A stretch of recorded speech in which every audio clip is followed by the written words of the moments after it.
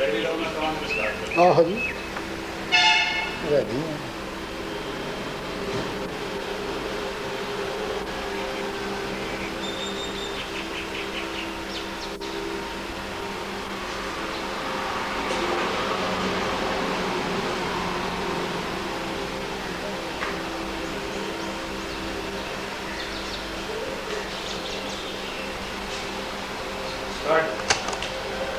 الشیطان الرجیم بسم اللہ الرحمن الرحیم. عزیزان من، آج جولائی 1981 کی 31 تاریخ ہے، رمضان المبارک کا آخری جمعہ. درس قرآن کریم کا آغاز سورہ زخرف کی آیت 33 سے ہو رہا ہے. 43/33. ایک معذرت کی ضرورت محسوس کر رہا ہوں. یوں تو میں بہت عرصے سے مستقلاً بیمار چلا آ رہا ہوں. پچھلے دنوں کچھ شکایات میں شدت ہو گئی. کچھ اس کی وجہ یہ بھی ہوئی کہ میں جو معمولاً کچھ چھٹی کیا کرتا تھا ہر سال، اس سال وہ بھی نہیں کی. تو احباب نے اگر درس میں کچھ نقاہت محسوس کی ہو تو اس کے لیے مجھے معذور سمجھیں. اب کچھ بہتر ہو رہا ہوں، اللہ تعالیٰ اس کو توفیق دے. سابقہ درس میں بات اصولی قرآن کے معاشی نظام کی سامنے آئی. بڑا اہم بنیادی مسئلہ ہے. آخر میں کچھ وضاحت تھی جو وقت کی کمی کی وجہ سے سامنے نہ لا سکی، تو میں سلسلہ کلام وہیں سے شروع کرتا ہوں. یہ کمیونزم کا اور اسلام کے معاشی نظام کا مسئلہ ہمارے ہاں ایک کشمکش کی سی کیفیت اختیار کر گیا. جہاں تک میں نے دیکھا، بہت کم تھے کمیونسٹ جنہیں یہ پتہ تھا کہ کمیونزم کیا ہوتی ہے. اور ہمارے ہاں قرآن کا معاشی نظام تو شاید پہلی دفعہ وہ بھی نظری طور پر لوگوں کے سامنے آیا، ورنہ وہ اسلام کا نظام ہی ہمارے ہاں چلا آ رہا ہے، یعنی مسلمانوں کا نظام جو سرمایہ داری ہے. علامہ اقبال کے سامنے جب یہ سوال آیا ہے تو ان کے ینگ ہسبینڈ کے نام جو خط ہے اس کا ایک فقرہ ہے جو بڑا معنی خیز ہے. انہوں نے کہا تھا کہ socialism plus God is almost equivalent to Islam. Socialism میں اگر خدا کو شامل کر دیا جائے تو وہ قریب قریب اسلام ہو جاتی ہے. یہ خدا کو شامل کر دیا جائے تو آپ کو یاد ہوگا میں اکثر کہا کرتا ہوں کہ یہ بات کہ میں خدا کو مانتا ہوں، آپ اس پہ غور کیجیے، اس کے کچھ معنی نہیں ہیں. صرف مانتا ہوں، آئی بلیو ان گاڈ. تو یہ فرق کیا ہے؟ اتنا بڑا فرق جو اقبال جیسے مفکر نے، اور وہ قرآنی بصیرت کا حامل تھا، کہ اس میں خدا شامل کر دیا جائے تو اسلام کے قریب قریب برابر ہو جاتی ہے. کمیونسٹ بھی اس کے بعد انہوں نے بھی کہنا شروع کر دیا، اور ان میں تھے بھی ایسے جنہوں نے کہا کہ ہم تو خدا کو مانتے ہیں، تو اس لیے ہم تو اقبال کے فارمولے پہ پورا اترتے ہیں. خدا کو ماننے کے معنی کیا ہے؟ جس مقام پہ مارکس آ کر رکا تھا وہ بڑا نازک مقام تھا. اس نے بھی یہ کہا تھا کہ میں سمجھتا ہوں کہ نوع انسان کے معاشی مشکلات کا حل یہ ہے، وہ جو اس کا ایک مشہور فارمولہ ہے کہ ہر ایک سے اس کی استعداد کے مطابق کام لیا جائے، اس کی ضروریات کے مطابق اسے دیا جائے. From each according to his capacity to each according to his need. اس پہ اعتراض کیا گیا کہ ایک شخص جو محنت سے کام کرے گا، اس کی محنت کا ماخذ اگر اس کی ضروریات سے زیادہ ہوگا تو وہ تو اسے نہیں ملے گا. تو وہ جذبہ محرکہ انسینٹیو کیا ہے کہ وہ جان مار کر محنت کرتا رہے اور اپنے لیے صرف اتنا رکھے جو اس کی ضرورت ہے، اور پھر باقی جتنا بھی ہے وہ دوسروں کے لیے دے دے؟ وہ کیوں ایسا کرے؟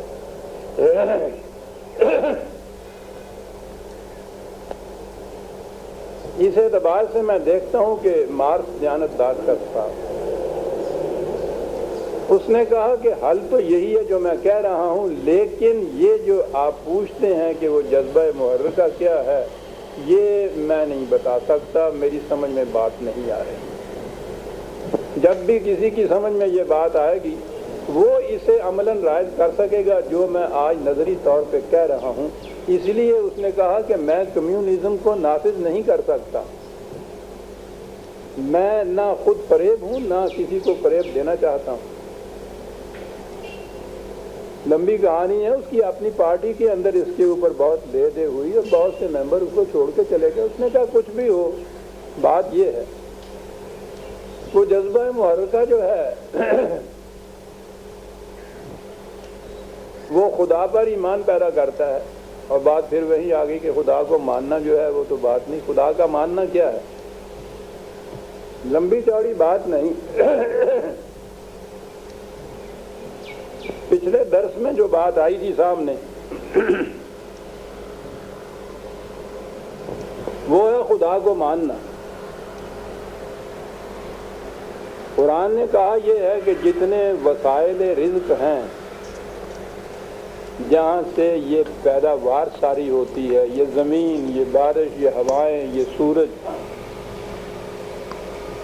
یہ سب کی سب خدا کی طرف سے بلا مزد و معاولہ بلا قیمت ملی ہے تمام نوع انسان کے لیے۔ اسے بھی اس نے اپنی نعمت کہا ہے،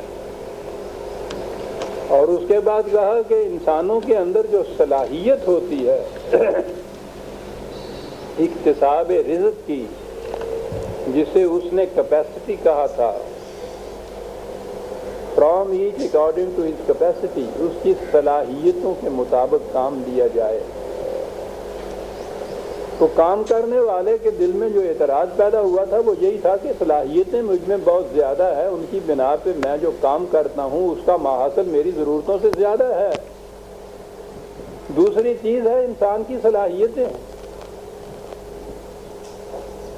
تو قرآن نے یہ بتایا کہ جس طرح سے یہ خارجی دنیا میں ذرائع رزق اور وسائل رزق جو ہیں خدا کی طرف سے بطور نعمت ملے ہیں، یہ صلاحیتوں کی جو بنیادی چیز ہے انسان کے اندر، یہ بھی خدا کی طرف سے بلا مزد و معاوضہ ملی ہوئی ہے۔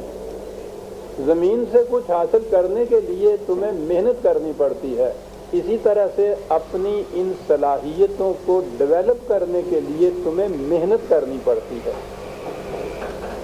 تو اس نے کہا یہ کہ جو کچھ تم حاصل کرتے ہو اس میں تمہاری صرف محنت ہوتی ہے،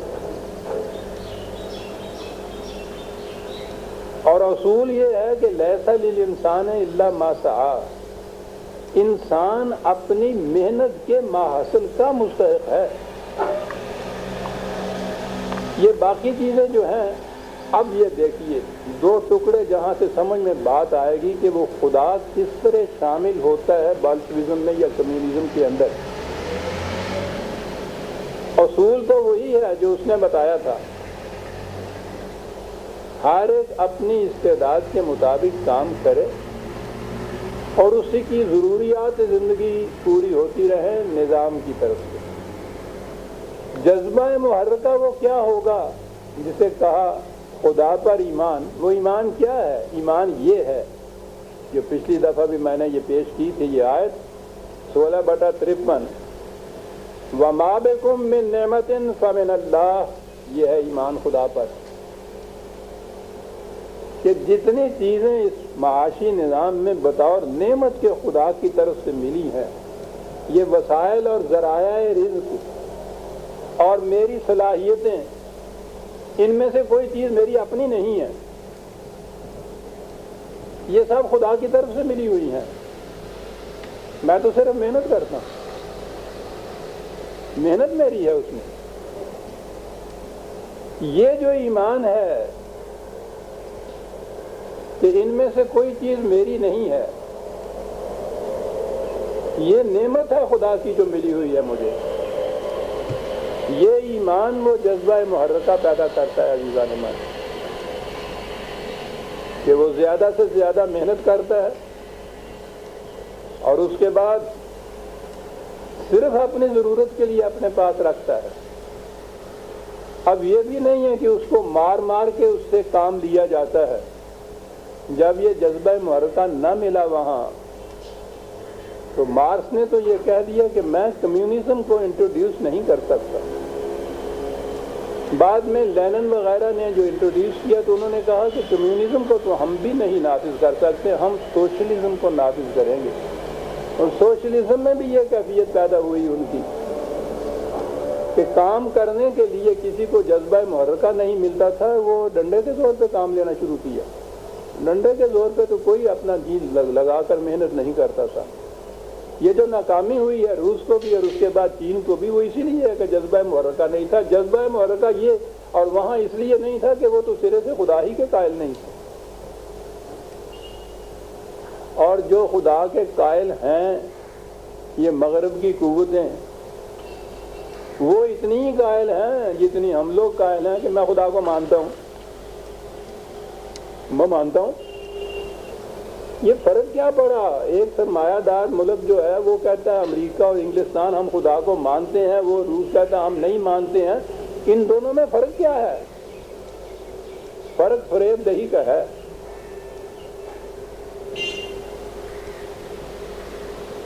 روس کی قوتیں جب اتنی بڑھتی ہوئی نظر آئی تھیں تو ان سرمایہ دار استعماری ممالک کو ضرورت پڑی کہ اس کے خلاف محاذ قائم کریں۔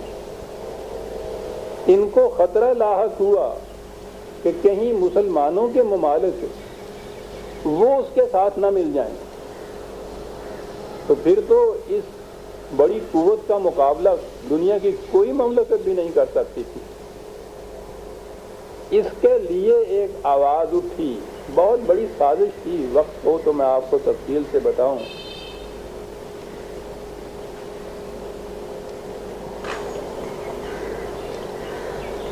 نعرہ یہ بلند ہوا، روس نے یہ چیز کہی تھی، workers of the world unite together, اور دنیا کے محنت کشو آؤ اکٹھے ہو جاؤ۔ انہوں نے ایک نعرہ دیا اور وہ یہ تھا کہ believers in God unite together, آؤ خدا کے ماننے والوں اکٹھے ہو جائیں ہم۔ یعنی جان بچانی تھی اپنی، رشیا کے ریچھ تھے، اور اس کے لیے دعوت دی جا رہی تھی یہ مسلمانوں کے ممالک کو کہ آؤ ہم بھی بلیورز ان گاڈ ہیں، تم بھی بلیورز ان گاڈ ہو۔ کیا بات، آؤ اکٹھے ہو کے اس دہریت کا مقابلہ کریں، یہ تو خدا کے منکر ہیں۔ آپ کو دیکھا کہ یہ مذہب سے کیسا کام لیا جاتا ہے۔ یہ تھا جو، اور مسلمانوں کو دعوت یہ دی گئی کہ وہ خدا کو نہیں مانتا، ہم خدا کو مانتے ہیں، تم بھی خدا کو مانتے ہیں، یہ لہذا محاذ یوں ہونا چاہیے، خدا کے منکرین کے خلاف خدا کے ماننے والوں کا محاذ۔ میں نے کہا یہ جو محض ماننے کی بات ہے نا، اس سے کچھ فرق نہیں پڑتا۔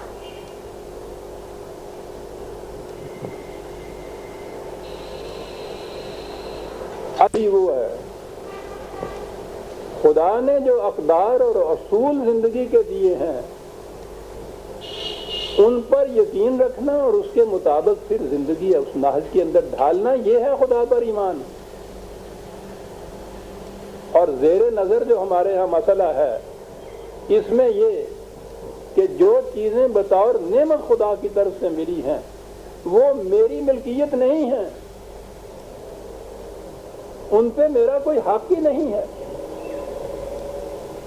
ان سے جو کچھ حاصل ہوتا ہے وہ میں تو اس میں اپنی جو محنت کرتا ہوں اسی کا مستحق ہوں۔ باقی جتنا سامان ہے، جتنے وسائل ہیں، جتنی صلاحیتیں ہیں، یہ میری نہیں ہے، یہ خدا کی عطا کردہ ہے، اور وہ جس طرح سے چاہے کہ اس کے ماحصل کو استعمال کرو، مجھے اس طرح سے کرنا ہوگا، میں تو اس کا ان کا مالک ہی نہیں ہوں۔ جو مالک ہے، جو وہ حکم دے گا اس کے مطابق میں کروں گا۔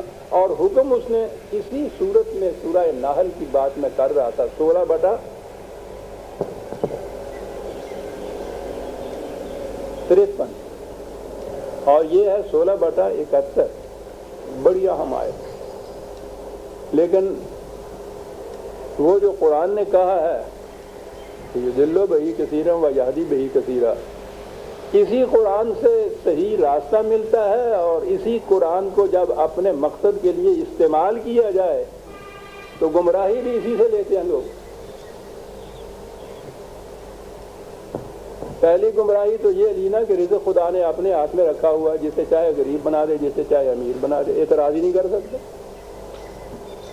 یہ آیت جو بڑی عظیم آیت تھی، اس معاشی مسئلے کو حل کرنے کی کلیدی آیتیں اگر آپ مجھ سے پوچھیں تو یہ 2 آیتیں ہیں، یہی کہ یہ نعمت ہے خدا کی، میری ملکیت اس میں نہیں کچھ۔ اب اگلی بات آئی، واللہ فضل بعضکم علی بعض فی الرزق، کہا یہ حقیقت ہے، اس سے ہم انکار نہیں کرتے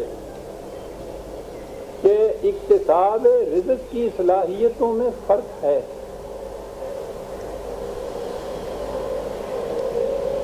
اور یہی جو درس کی آیت ہمارے سامنے ہے اس میں بتایا کہ یہ فرق کیوں ہے فرق، اور یہ رہنا چاہیے، رہے گا، تاکہ یتخذ بعضهم بعضا سخریا، معاشرے میں مختلف نوعیتوں کے کام ہوتے ہیں،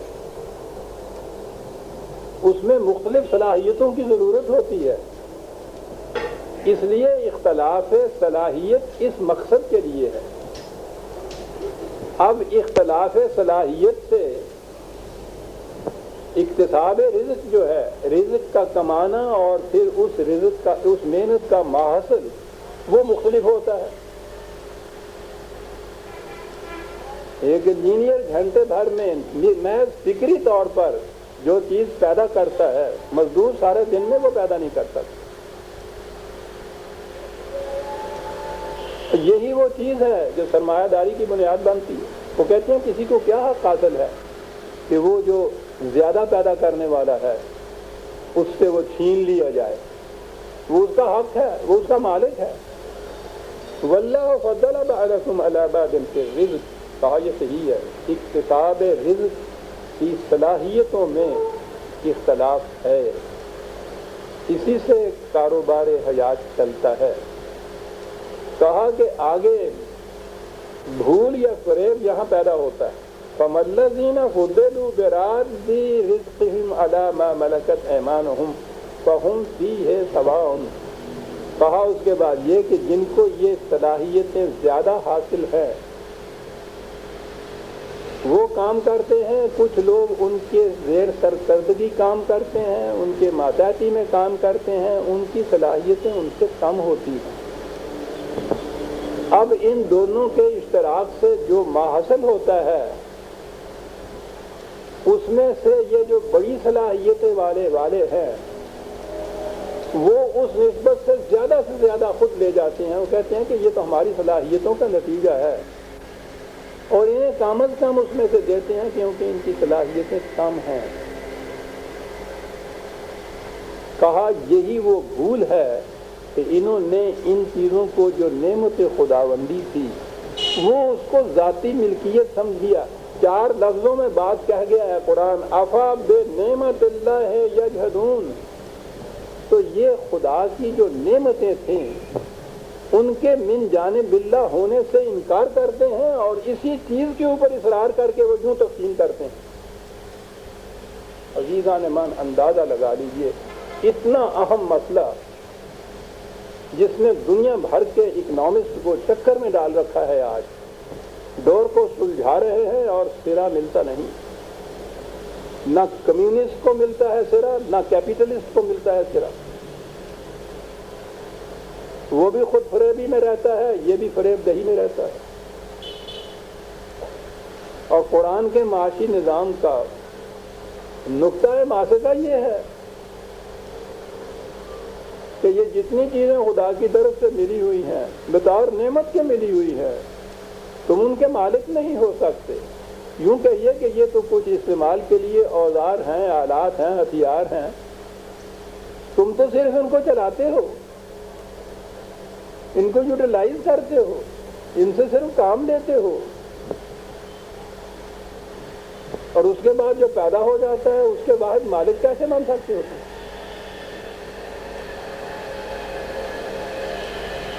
یہ جو خدا کو ماننا ہے وہ اس بات کا ماننا ہے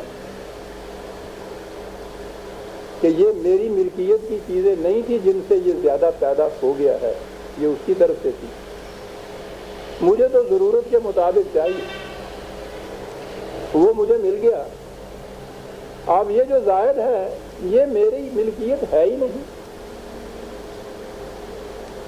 اب یہ چیز کہ جو اس نے یہ دی ہوئی ہیں چیزیں ان کو استعمال میں نہ لانا یا ان کو بیکار رکھ دینا، یہ کفر ہے نعمتوں سے، اس کو بھی اس نے جرم قرار دیا۔ لہذا خدا کا ماننے والا، قرآن کے خدا کو ماننے والا بیکار بھی نہیں بیٹھے گا، سست گام بھی نہیں رہے گا، جان مار کر محنت کرے گا، کیونکہ محنتوں کو نومائے خداوندی یعنی اپنی صلاحیتوں کو پورا بروئے کار نہ لانا کفران نعمت ہے، اس کے نزدیک یہ بھی جرم ہے۔ ذرائع رزق کو اپنی ملکیت سمجھنا یہ بھی کفران نعمت ہے، اس کے نزدیک یہ بھی جرم ہے۔ اب ان چیزوں کو جب یہ سمجھ لیا جائے کہ یہ چیزیں میری ملکیت نہیں خدا کی ملک ہیں، جس طرح سے وہ ان کے استعمال کا، ان کی تقسیم کا حکم دے گا، مجھے وہ کچھ دے دینا، جسے کہتے ہیں نا کہ انسان تو یا بندہ مومن تو امین ہوتا ہے، وہ امانت یہ ہوتی ہے اس کے پاس۔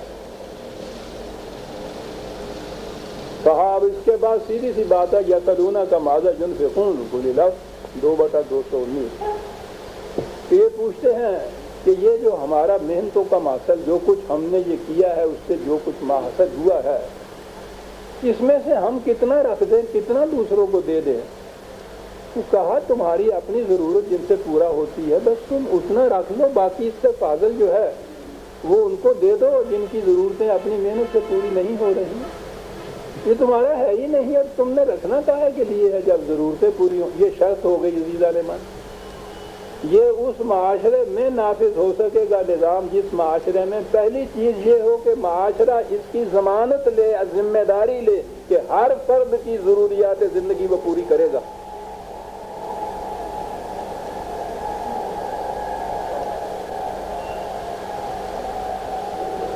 یہ جو ذمہ داری ہے،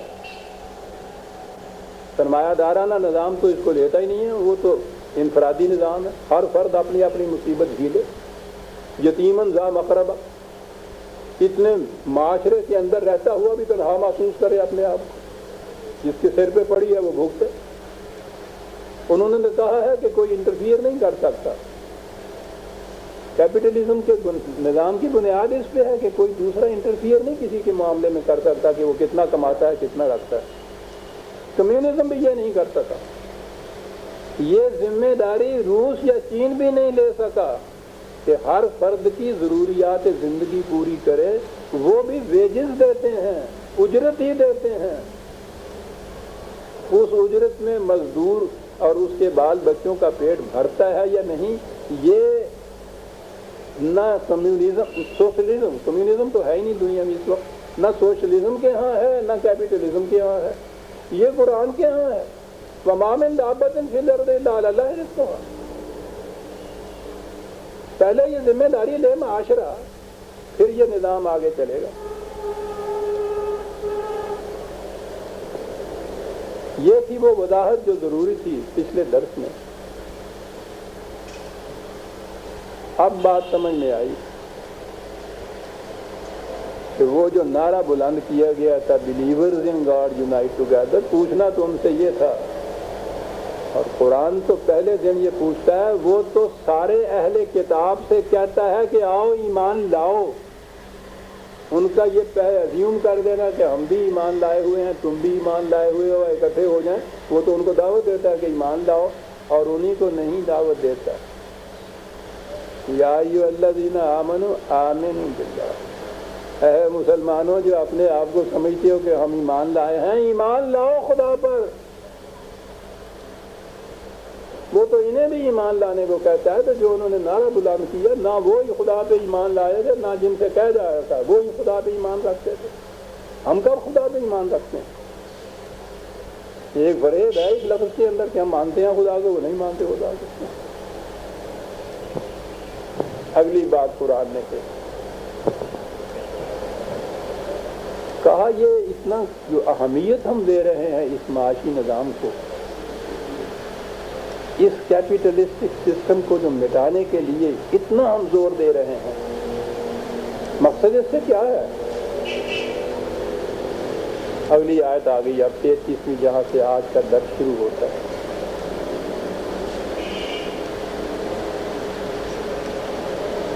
وَلَوْلَا أَن يَكُونَ النَّاسُ أُمَّةً وَاحِدَةً لَجَعَلْنَا لِمَن يَكْفُرُ بِالرَّحْمَنِ لِبُيُوتِهِمْ سُقُفًا مِّن فِضَّةٍ وَمَعَارِجَ عَلَيْهَا يَظْهَرُونَ وَلِبُيُوتِهِمْ أَبْوَابًا وَسُرُرًا عَلَيْهَا يَتَّكِئُونَ وَزُخْرُفًا.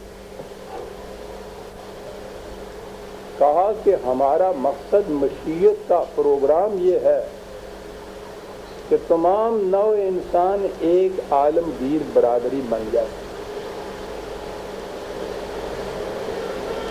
نظام سرمایہ داری میں دولت کی بنیادوں پر طبقات کی تقسیم ہوتی ہے، کلاسز اس میں پیدا ہوتی ہیں. یہ طبقاتی تقسیم اگر اس طرح سے رہے دولت کی بنیاد کے اوپر، تو ایک برادری، ایک نوع انسان مساواتی عالمگیر برادری بن نہیں سکتی. نوع انسانی تو بہت بڑی چیز ہے، ایک ملک میں بسنے والی قوم ایک قوم نہیں بن سکتی. سوچو تو صحیح کہ یہاں یہ امراء کا طبقہ جو ہے وہ، اور وہاں کا جو غریب کا طبقہ ہے، وہ جو محلوں کے اوپر رہنے والا ہے اور وہ جو ان کے کوارٹروں میں رہنے والا ہے،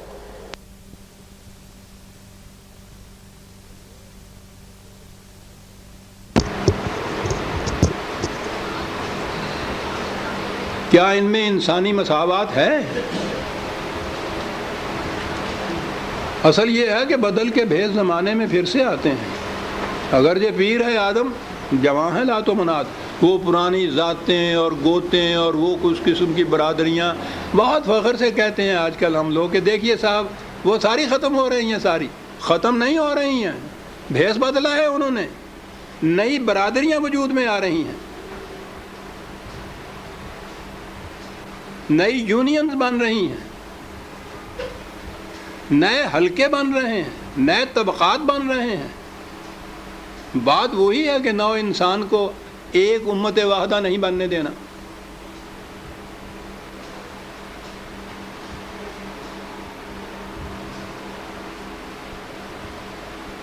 یہ چیز جو ہے، آپ دیکھیے قرآن کہتا ہے کہ معاشرے کے مختلف کاموں کے لیے مختلف صلاحیتوں تو ضروری ہیں، لیکن ان کی اس اختلاف کی بنا پہ طبقات نہیں بن سکتے.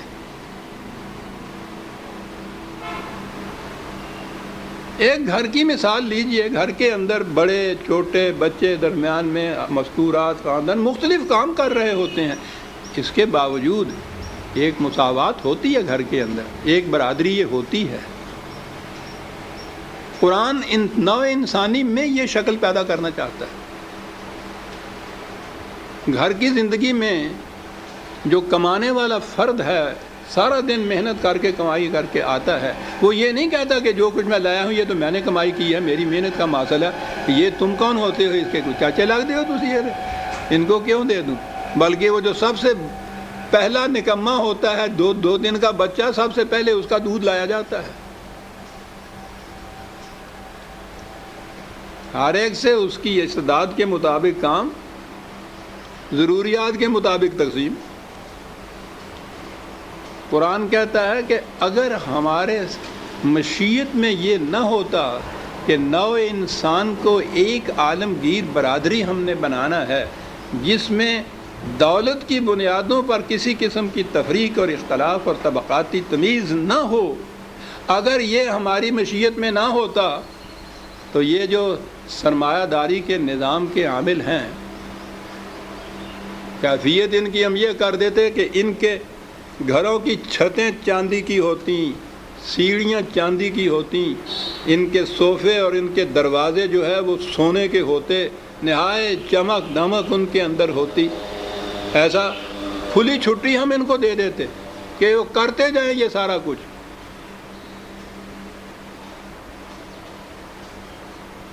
کہا یہ اس لیے ہم ایسا انتظام کرتے ہیں کہ ان کو کھلی چھٹی نہ ملے، اور ہم یہ نظام دیتے ہیں جس میں یہ چیز نہ ہو، اس لیے کہ ان کی اس روش سے انسانیت ایک عالمگیر برادری نہیں بن سکتی، اور ہماری مشیت یہ ہے کہ آخر الامر ایسا ہو کہ نو انسانی ایک برادری بن جائے۔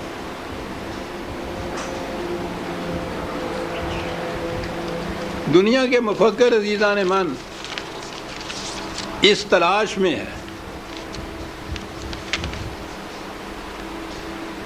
ان کی تلاش اور ان کی پکار کے لیے تو میں بہت کچھ پیش کر سکتا ہوں، میری کتابوں میں بہت کچھ آیا ہوا ہے، نظام ربوبیت میں بہت کچھ ہے۔ میرے سامنے آج ایک ہی ہے یہ ایکسٹریکٹ۔ سویڈن کی مملکت ویلفیئر سٹیٹ میں دنیا میں سب سے آگے ہے، فلاحی مملکت جسے کہتے ہیں، جہاں دعویٰ یہ ہے کہ کوئی فرد بھوکا نہیں رہتا، وہاں وہ ویلفیئر سٹیٹ اس قسم کی ہے۔ تو نظر آ گیا کہ ان کے ہاں تو منتہا اسی قسم کی سٹیٹ ایک ہو سکتا ہے، لیکن اس کے ساتھ ہی یہ بات ہے کہ خودکشی کی وارداتیں جتنی سویڈن میں ہوتی ہیں دنیا میں کہیں نہیں ہوتی، بھوک کی وجہ سے نہیں، خدا نہ ہونے کی وجہ سے۔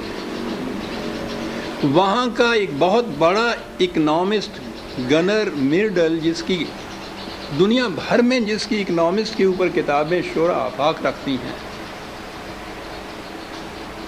کہتا ہے کہ یہ ویلفیئر سٹیٹ نہیں، کتاب کا نام ہے بیونڈ ویلفیئر سٹیٹ،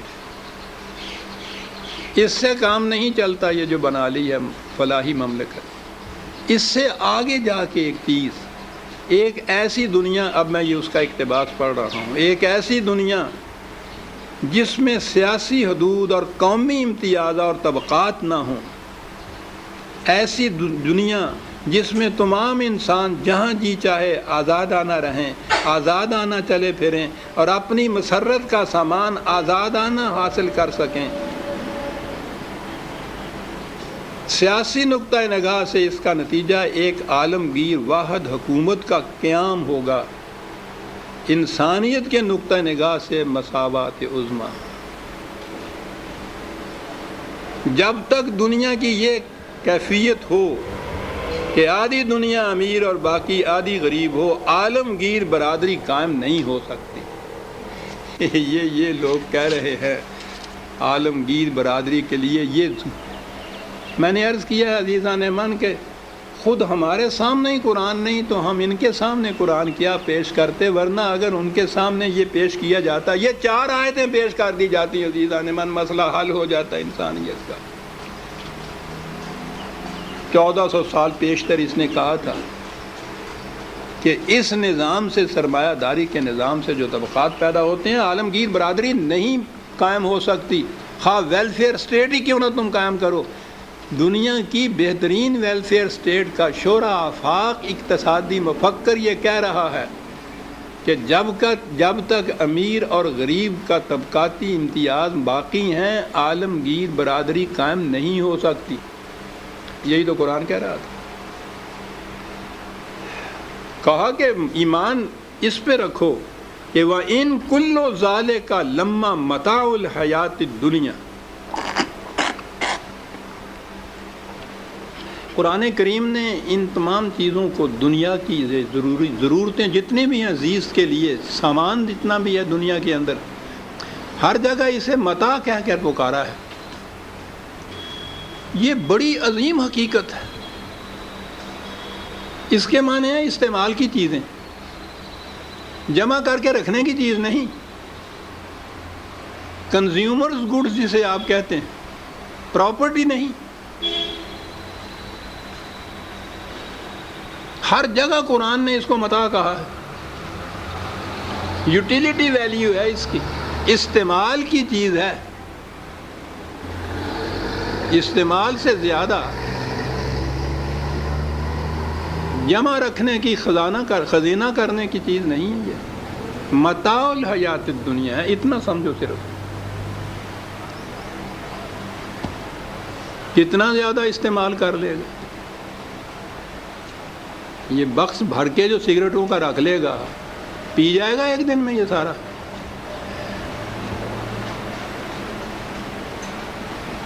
صابن کی ٹکیوں سے جو ایک صندوق بھر لے گا، کھا جائے گا سارا دن۔ استعمال کی چیز قرآن نے ایک لفظ میں مسئلہ حل کر دیا۔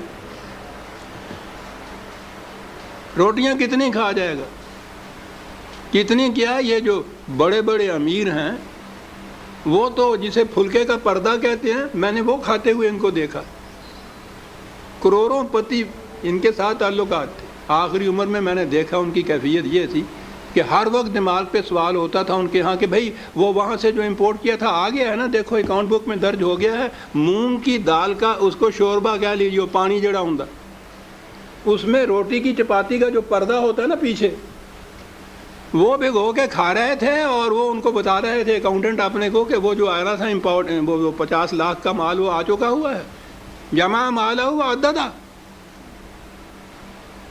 زندگی کا نصب العین رہ گیا کہ جمع کرو اور گنتے چلے جاؤ کتنا ہوا۔ اور جہاں تک متاع الحیات کا تعلق ہے، مونگ کی دال کا شوربہ اور پھلکے کا پردہ، اور اس کے ساتھ ڈاکٹر صاحب کی دوائیاں، اس کے لیے بھی متاع الحیات تو اتنی تھی اور ہوس اتنی تھی، الہاکم التکاثر حتی زرتم المقابر۔ یہ کیوں یہ کچھ کر رہا تھا؟ یہ اگر کوئی مثلاً آدم جی تھا تو اس نے دیکھا کہ داؤد والا جو ہے اچھا، اس نے اور لگا لیا۔ قرآن یہ کہتا ہے کہ یہ ہوس جو ہے یہ چین سے نہیں ان کو بیٹھنے دیتی۔ اگر صرف متاع الحیات الدنیا تک پہنچتے، اس کی تو حد ہوتی ہے، کتنی روٹیاں کھا جائے گا، کتنا صابن استعمال کر جائے گا، اس کی تو حد ہے۔ ہوس کی کوئی حد نہیں ہوتی، تکاثر کی کوئی حد نہیں ہوتی۔ متاع الحیات الدنیا عزیزان من، ایک لفظ میں قرآن سارا مسئلہ حل کر جاتا۔ او کاش عزیزان من پتہ نہیں کب تک یہ باتیں آپ سے کر سکوں۔ قرآن کو اس طرح سے سمجھا کیجیے، کیوں ہر جگہ وہ یہ کہتا ہے متاع ہے، یہ صرف کیوں کہتا ہے کہ اس کی ویلیو ساری یوٹیلیٹی کی، استعمال کی چیزیں ہیں، یہ جمع کرنے کی نہیں۔ متاع الحیات الدنیا، نظام وہ کہ کوئی متاع الحیات الدنیا سے محروم نہ ہو اور متاع سے زیادہ کسی کے پاس رکھا ہوا نہ ہو، بس سیدھی سی بات ہے۔ متاع الحیات الدنیا، عزیزان مان، یہ ترجمے، یہ تفسیریں کیا قرآن کو بیان کریں گی کہ وہ کیا لفظ کیا جاتا ہے۔ متاع الحیات الدنیا، اس سے زائد جو ہے والآخرۃ عند ربک للمتقین، اس کے قوانین کا خیال رکھنے والے، اس کے مطابق چلنے والے، اس سے زیادہ اس کے بعد جو کچھ بھی ہے وہ سارا وہ سمجھتے ہیں کہ وہ خدا کا، اس کے ہاں سے یہ ملے گا۔ خدا کا ماننا سمجھ لیا، کہا یہ سب چیزیں سمجھا بھی دو، آ بھی جائیں۔ وَمَن يَعْشُ عَن ذِكْرِ الرَّحْمَٰنِ نُقَيِّضْ لَهُ شَيْطَانًا فَهُوَ لَهُ قَرِينٌ۔ کہا بڑی مشکل یہ ہے کہ یہ سرمایہ دار اکیلا ہی کچھ کم نہیں ہوتا، پھر مصاحب آ جاتے ہیں اس کے گرد و پیش کہ ہاں سا وہ سودا کر لینا بہت اچھا ہے۔ اس میں یہ چیز جو ہے اس ترکیب سے ہو سکتی ہے، سرمایہ دار دولت والا ہو، سرمایہ دار حکومت والا ہو۔ قرآن نے تو یہ کہا ہے میں یاشو عن ذکر، کیا بات لفظ ہے یہ یاشو کی۔ آخری معنی تو اعراض برتنا بھی ہوتا ہے، اصل میں اس کے معنی ہوتے ہیں یہ جو چیزیں وہ بتایا نا کہ چاندی کے، سونے کے، یہ سارا کچھ نگاہ میں جو خیرگی پیدا ہوتی ہے نا، چکا چوند ہو جاتی ہیں چمک سے، اس کو کہتے ہیں، یہ لفظ جو ہے یاشو اس کا بنیادی مادہ ہے کسی کی مصنوعی چمک دمک سے آنکھوں میں خیرگی پیدا ہو جائے. جن کی نگاہوں میں یہ خیرگی پیدا ہو جاتی ہے تو قانون خداوندی صاف صاف ان کو نظر نہیں پھر آتا. جس کی یہ کیفیت پیدا ہو جاتی ہے کہا پھر اس پر مسلط ہو جاتے ہیں یہ آگے مصاحب.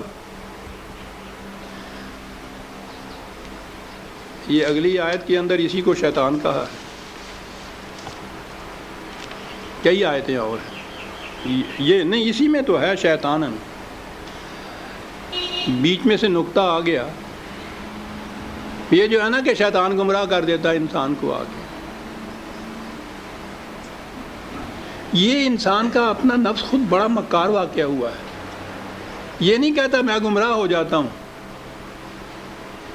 میں گناہ کرتا ہوں، میں جرائم کرتا ہوں. شیطان کرا دیتا ہے. ذمہ داری نہیں لیتا اپنے آپ پہ، شیطان کرا دیتا ہے. تو آپ کو یاد ہے نا کہ جب شیطان سے پوچھا تھا خدا نے تم سے تم نے یہ کیوں کیا، تو اس نے کہا میں نے کیوں کیا. تو میں نے کہاں کیا، تم نے کرا دیا. تو قادر مطلق ہے، تیرے حکم کے بغیر ذرہ نہیں ہل سکتا. میں کون بندہ بشر کر سکتا ہوں. اس نے اس پہ ڈال دیا، ہم شیطان پہ ڈال دیتے ہیں. ذمہ دار یہاں کوئی بھی نہیں ہوتا. قرآن کہتا ہے، غور سنیے عزیزان من، یوں قرآن کو سمجھیے گا، میں یاشو عن ذکر الرحمن نقید لہ شیطان. شیطان اس پہ مسلط ہوتا ہے جو پہلے خود خدا کے قانون سے آنکھوں کو چنیا لیتا ہے، ورنہ ہو ہی نہیں سکتا. پہلے یہ چیز کہی، میں یاشو الرحمن، ادھر سے اراد برتتا ہے تو آ جاتا ہے اس کے اوپر. فہوا لہو کریم لفظ ہے قرآن کا، مصاحب کی شکل میں آ جاتا ہے. اور میں نے پچھلی دفعہ بھی کہا تھا یہ جو لفظ ہے نگیز، اس طرح سے کسی کے اوپر مسلط ہونا جیسے انڈے کا خول انڈے کے اوپر مسلط ہوتا ہے. باہر کی آواز تک اندر نہیں جانے دیتا، ہوا تک نہیں جانے دیتا، اندر کی آواز باہر نہیں آنے دیتا، یوں مسلط ہوتے ہیں. عجیب چیز ہے قرآن کی صاحب.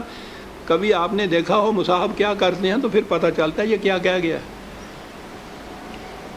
وہ نہ باہر کی آواز سننے دیتے ہیں، نہ باہر کی کوئی حالات دیکھنے دیتے ہیں، نہ اس کی اپنی آنکھیں ہوتی ہیں، نہ کان ہوتا ہے، نہ دماغ اپنا ہوتا ہے. مسلط اس طرح سے ہوئے ہوتے ہیں سر. دوسری جگہ ہے، کرتے کیا ہیں؟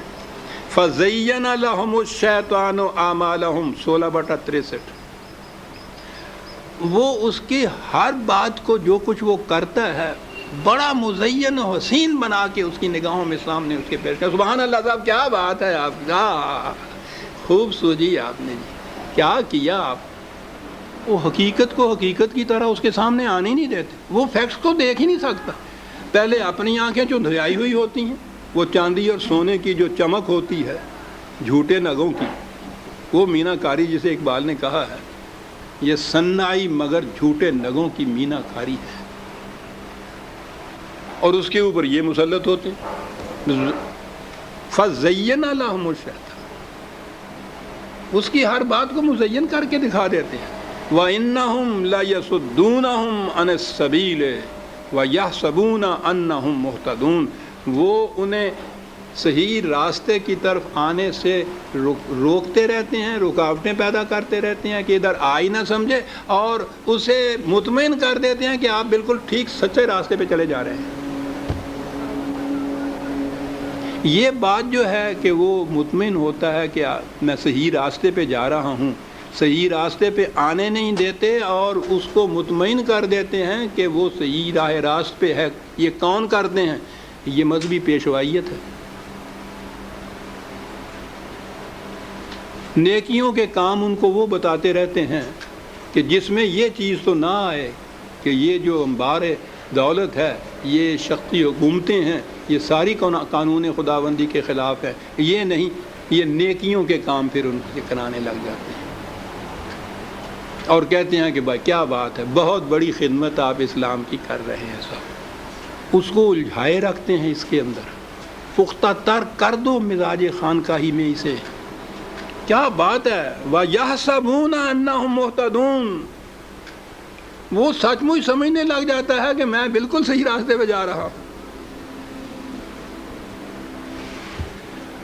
آہا، قرآن ہے عزیزان من، کہتا ہے وہ اس فریب میں تو رکھتے ہیں اس کو اور وہ فریب کھا بھی جاتا ہے ان کا۔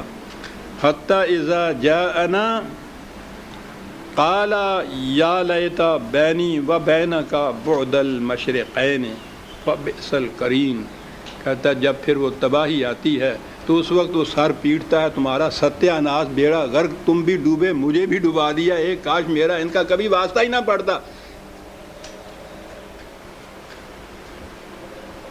جی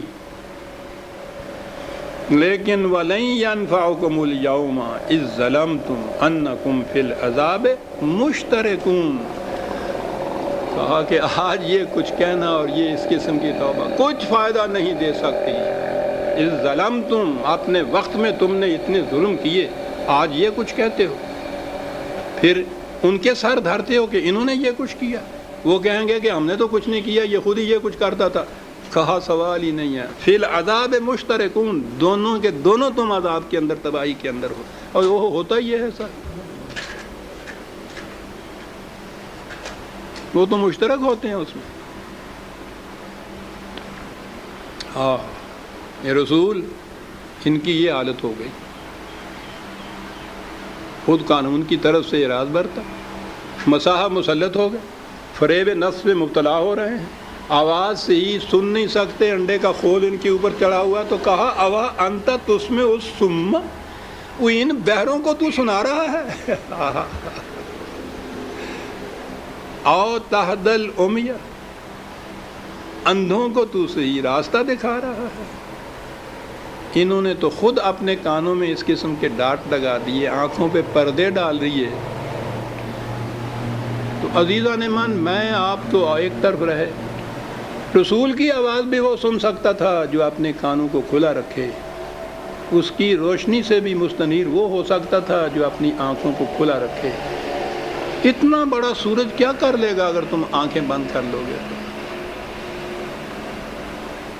وہ تو کچھ نہیں کر سکتا، آنکھوں کا کھلا رکھنا ضروری ہے۔ افانت تسمع الصم او تهدی العمی ومن کان فی ضلال مبین،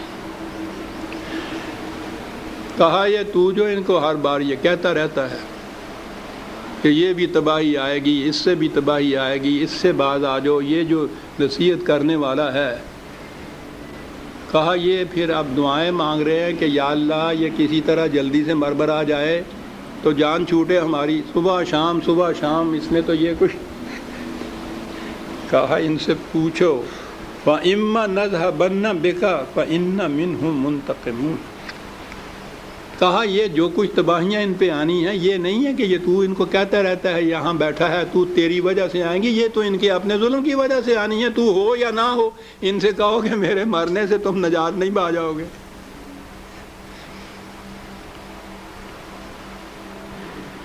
مرنے کی دعائیں مانگنے سے کچھ نہیں چلتا تو یوں ان کو روک دیا جاتا ہے، جو یہ کہنے والا ہو کہ یہ سب کچھ غلط کرتے تو یہ کہہ ہی نہ سکتے، یہ بھی تو زندہ مار دینے والی بات ہے۔ کہا یہ پھر اس کا حال یہ سوچیں، یہ نہیں کہ ہم اپنے متعلق سوچیں کہ ہم غلط کار ہیں، غلط راستے پہ جا رہے ہیں، نہ، یہ کیوں کہہ رہا ہے ایسی بات، بڑی چیز ہے یہ جو کہ نہ یہ کہے گا، نہ کوئی ہم متون ہوں گے، نہ دنیا ہمیں برا کہے گی، یہ کیوں کہہ رہا ہے، جائے یہاں سے کسی طرح سے آپ۔ کہا کہ اس کے جانے اور رہنے سے بات نہیں ہے، یہ تو تمہارے اپنے جرائم ہیں جن کی وجہ سے یہ تباہی آنی ہے۔ او نُرِيَنَّكَ الَّذِي وَعَدْنَاهُمْ فَإِنَّا عَلَيْهِمْ مُقْتَدِرُونَ، تمہاری زندگی میں یہ کچھ ہو جائے، تمہارے مرنے کے بعد یہ کچھ ہو جائے، اس سے کچھ فرق نہیں پڑتا۔ اِنَّا عَلَيْهِمْ مُقْتَدِرُونَ، ہمارا قانون مکافات عمل ہے جو ان کے اوپر قادر ہے، وہ نہیں مرتا، وہ کہیں جاتا بھی نہیں ہے، وہ تو عمل کے اندر ہی وہ تباہی مضمر ہوتی ہے۔ میری تعمیر میں مضمر ہے ایک صورت تباہی. کیا بات ہے. وہ تباہیاں اس کے اندر مضمر ہوتی ہیں، کہنے والے کی وجہ سے نہیں آتی، اس کے چلے جانے سے یہ مٹ نہیں جاتی، اس کی زبان بند کرنے سے بھی یہ غیر مؤثر نہیں ہو جاتی. یہ تو تباہیاں ان کے اندر ہیں. بچنا چاہتے ہو تو ان جرائم سے بچو، اپنے آپ کو بچاؤ، بس پھر ٹھیک ہے. ان کے لیے بد دعائیں مانگنا اور یہ طریقہ سوچنا. کہا کہ یہ کچھ تم کرتے رہو، اس سے نہ اپنی جان کو کھپاؤ کہ یہ کیوں اس کے باوجود تباہ ہو رہے ہیں. کہا تمہارا کام یہ تھا کہ ان کے بتا دیتے کہ یہ سنکھیا ہے، اس کے کھانے سے تمہیں موت ہو جائے گی. تمہیں وکیل نہیں مقرر کیا گیا، محافظ نہیں مقرر کیا گیا، جابر نہیں مقرر کیا گیا کہ ان کا ہاتھ پکڑ لو.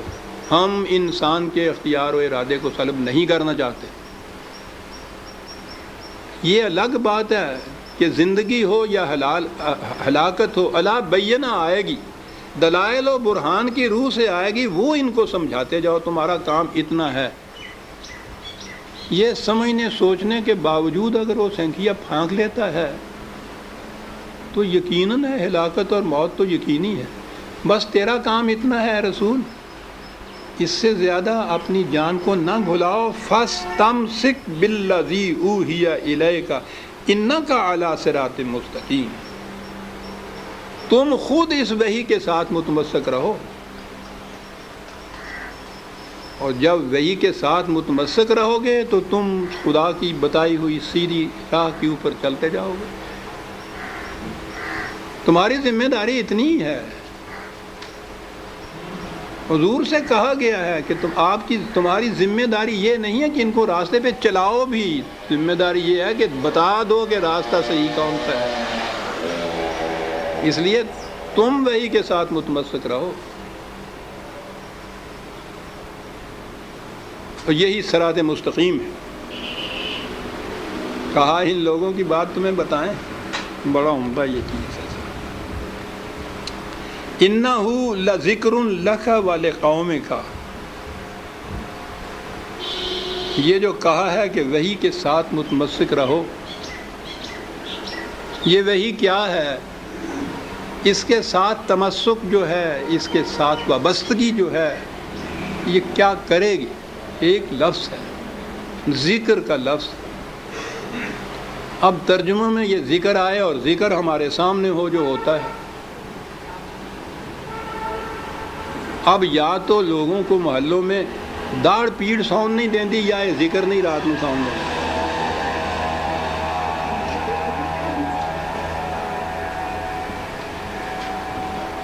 ذکر ہو رہا ہے.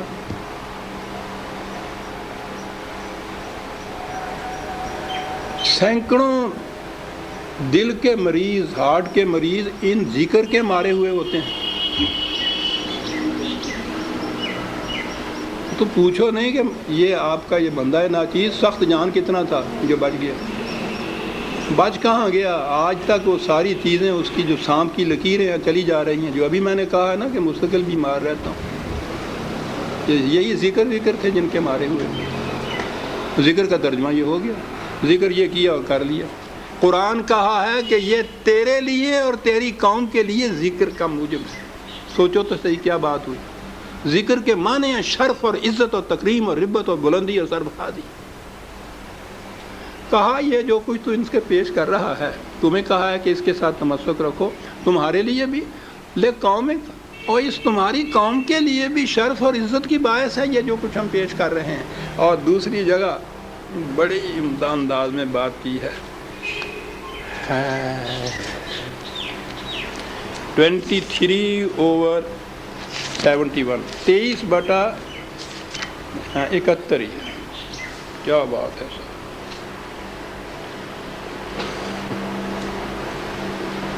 بات پہلے شروع کیا ہم یقولون بہ جنت. کہا یہ تم باتیں کرتے ہو تو ان کے پاس دلیل تو ہوتی نہیں ہے، تو یہ جواب میں کہتے ہیں پاگل ہو گیا ہے. پاگل ہو. وَلَوِ اتَّبَعَ الْحَقُّ أَهْوَاءَهُمْ لَفَسَدَتِ السَّمَاوَاتُ وَالْأَرْضُ وَمَنْ فِيهِنَّ۔ الحق جو ہے خدا کی طرف سے اگر لوگوں کی خواہشات آرزویں کا اتباع کرنے لگ جائے تو یہ ساری کائنات تہس نہس ہو جائے۔ وہ تو دوسری جگہ کہا ہے کہ یہ تو اتباع ہوا ہے، اگر وہ کہیں دو خدا ہوتے تو تم دیکھتے کیسے تہس نہس ہوتی۔ ایک کہتا سورج کو چاڑو باہر آ جا، دوسرا کہتا نہیں ہو نہیں ٹھہر جا۔ اور اسی لیے اس نے یہ کہا ہے کہ آقا ایک ہی ہونا چاہیے تب آرام سے گزر سکتی ہے۔ ارباب متفرقون جو ہیں، کہا قرآن نے کہا ہے اس ملازم سے پوچھو جو ایسی جگہ نوکر ہو جہاں 10 آقا ہوں اس کے۔ ارباب متفرق عزیزان مان، ام اللہ الواحد القہار، ایک خدا کی حکمرانی یا ان اتنے خداؤں کی حکمرانی؟ کہا ارض و سما میں فساد برپا ہو جائے اگر حق لوگوں کی آرزوؤں کی، لوگوں کی خواہشات کا اتباع کرنے لگ جائے تو ہر ایک کی اپنی اپنی الگ خواہش ہوتی۔ آگے ہے یہ جو حق الحق یا وہی ہم نے دیا ہے، بل آتیناہم بذکرہم، یہ بے ذکر ہم دیکھیے آپ، ذکر اللہ تو آپ سمجھتے ہیں نا جن کو یہ کہتے ہیں اللہ کا ذکر، یہ تو بے ذکر ہم ہے، ان کا ذکر۔ کہا ہے کہ سوچو ان کو، یہ تمہیں کہتے ہیں پاگل ہو گیا ہے، معاذ اللہ۔ ذرا دیکھو کہ پاگل کون ہے۔ ہم انہیں وہ بات بتا رہے ہیں جس سے یہ شرف اور بلندیوں کی انتہائی معراج پہ پہنچ سکتے ہیں۔ فَهُمْ عَنْ ذِكْرِهِمْ مُعْرِضُونَ، یہ کس چیز سے منہ موڑ رہے ہیں؟ اپنے شرف اور بلندیوں سے۔ او کم وقت، جو چیز ان کو اتنا بڑا شرف اور رفعت اور بلندی اور سرفرازی دینے کا موجب ہے، یہ اس سے اعراض برت رہے ہیں۔ پوچھو پاگل کون ہے؟ یہ اس سے اعراض برت رہے ہیں۔ ذکر کے معنی دیکھیں عزیزان ایمان، اور ذکر ہم کا مطلب ان کا ذکر ہے۔ یہ جو ہم دے رہے ہیں ان کے لیے وجہ شرف ہے۔ وَهُمْ عَنْ ذِكْرِهِمْ مُعْرِضُونَ، یہ ذکر ہم بتا رہا ہے کہ یہ وہ تو ذکر نہیں جس کو آپ خدا کا ذکر کہتے ہیں، یہ تو ذکر ہم ہے۔ یہ اپنے شرف اور اپنی عزت اور بلندی سے منہ موڑ رہے ہیں، اعراض برت رہے ہیں۔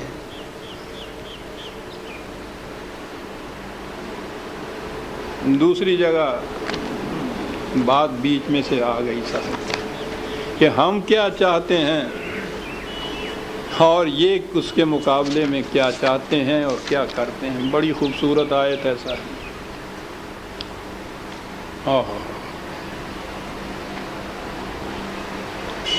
7/175 پہلے وَاتْلُ عَلَيْهِمْ نَبَأَ الَّذِي آتَيْنَاهُ آيَاتِنَا فَانسَلَخَ مِنْهَا۔ بات تو یوں کہی جا رہی ہے رسول اللہ سے، وہ جو میں کہا کرتا ہوں کہ تیے نہیں تو گل سن، نوئے نہیں تو کان کر۔ کہا ہے کہ ان کو بات سناؤ اس کی، اور ارے دل یہ تو اپنی داستان معلوم ہوتی ہے کہ جنہیں ہم نے اپنے یہ احکام دیے، اپنے قوانین دیے جو ان کے لیے وجہ شرف اور عزت ہونے تھے، انہیں ہم نے دیے۔ فَانْسَلَخَ مِنْهَا، یہ سلخ عجیب لفظ، یہ ان کو پیچھے چھوڑ کے یوں نکل گئے جیسے سانپ اپنی کینچلی کو چھوڑ کے بیچ میں سے نکل جاتا ہے کہ اس کے جسم کے اوپر اس کا کوئی نشان تک باقی نہیں رہتا۔ ہائے ہائے ہائے، ہماری حالت بیان ہو رہی ہے عزیزان ایمان۔ ہم نے تو یہ کچھ ان کو دیا تھا اور یہ انہیں چھوڑ کے یوں نکل گئے ہیں کہ اس کا کوئی نشان تک ان کے اوپر باقی نہیں ہے۔ عزیزان من، بالکل صحیح بات۔ یہ جو قوم ہم مسلمانوں کی، یا وہ اسلام جسے ہم مروج لیے پھر رہے ہیں، قرآن کا ایک نقش تک اس میں نہیں، نشان تک اس میں۔ فَانْسَلَخَ مِنْهَا، یوں نکل گیا اس کے اندر سے۔ کیا مثال ہے قرآن کی، کیا تشبیہ ہے قرآن کی۔ یوں نکل گئے تو پھر فَأَتْبَعَهُ الشَّيْطَانُ، وہ کہیں بیٹھا ہوا تھا، یہ نکلے، اس نے پیچھے کر لیا، لگ گئے ان کے پیچھے۔ چلو کونوں تتا تتا کردا اس کھوتے نو لے جاندا پیا. کیا عجیب انداز ہے قرآن کے. جب تک یہ اس کی انجلی میں تھا تو وہ یہی کہیں جرت نہیں کرتا تھا پیچھے آنے کی. فاستعیذ ہے قرآن نے کہا یہ خدا کی پناہ میں ہوتا ہے مومن. جو ہی اس نے اس میں سے نکلا اور کینچلی کو چھوڑا اور وہ جو گھات میں بیٹھا تھا وہ اس کے پیچھے لگ گیا, چلا رہا ہے اب اس کو. فکان من الغاوین, ٹھیک ہے, صحیح راستہ چھوڑا, غلط راستے پہ لگ گیا. کہا سنیے کس حسرت سے قرآن یہ بات کہتا ہے خدا. وَلَوْ شِئْنَا لَرَفَعْنَاهُ بِهَا, ہماری مشیت میں یہ تھا کہ ہم اس قرآن کے ذریعے سے اس کو انسانیت کی بلندیوں پر پہنچا دیں. ہماری مشیت میں یہ تھا. وَلَكِنَّهُ أَخْلَدَ إِلَى الْأَرْضِ, اور ان کو دیکھیے کہ یہ زمین کی پستیوں کے ساتھ چپک کے رہ گئے. ہم انہیں آسمان کی بلندیوں پر پہنچانا چاہتے تھے. ان کی کیفیت یہ کہ اس آیات خداوندی, قوانین خداوندی کو پیچھے چھوڑ کے جو نکل کے آگے گئے ہیں, زمین کی پستیوں کے ساتھ چپک کر رہ گئے. اخلدہ, مستقل طور پہ چپک کے رہ گئے.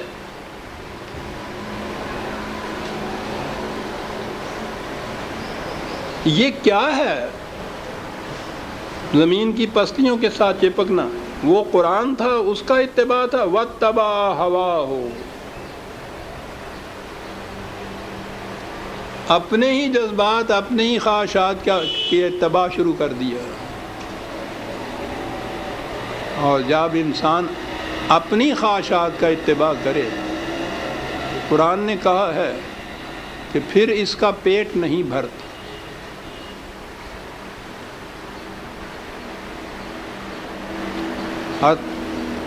الہاکم التکاثر حتی یرکب المقابر, اس ہوس کے پیچھے جب یہ چلتا ہے تو یوٹیلیٹی کی تو چیز ہے نہیں استعمال کی کہ پیٹ بھر جاتا ہے. پیٹ نہیں بھرتا, علوماً ہے یہ, چلا جاتا ہے پھر تاں کہ یہ قبر میں پہنچ جاتا ہے. یہ کیفیت جو ہوتی ہے کہ پیٹ نہیں بھرتا ہوس کی وجہ سے, ہمارے ہاں اسے جول قلب کہتے ہیں. یہ یونانی طب میں یہ مرض ہے, جول قلب, کتے کی بھوک. یہ ہوس کی چیز ہوتی ہے. سارا دن وہ پھرتا رہتا ہے وہ کتا. کبھی دیکھا ہے کہ کسی جگہ بھی اس کے سامنے ٹکڑا پھینکا اور اس نے کہا کہ نہیں صاحب میرا پیٹ بھرا ہوا ہے, شکریہ جناب کا, میں نہیں کرتا. کچھ سامنے آئے لپکتا.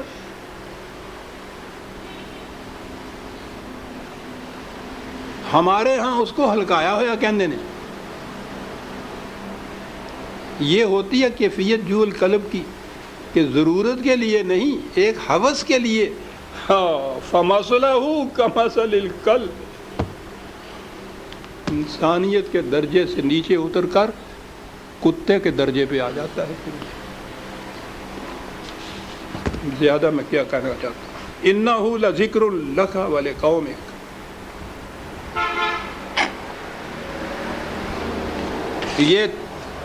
یہ رسول تیرے لیے بھی اور تیری قوم کے لیے شرف اور اجتباع کی بلندیوں تک پہنچانے کا ذریعہ تھا. لیکن یہ زمین کی پستیوں کے ساتھ چپک کے رہ گئے.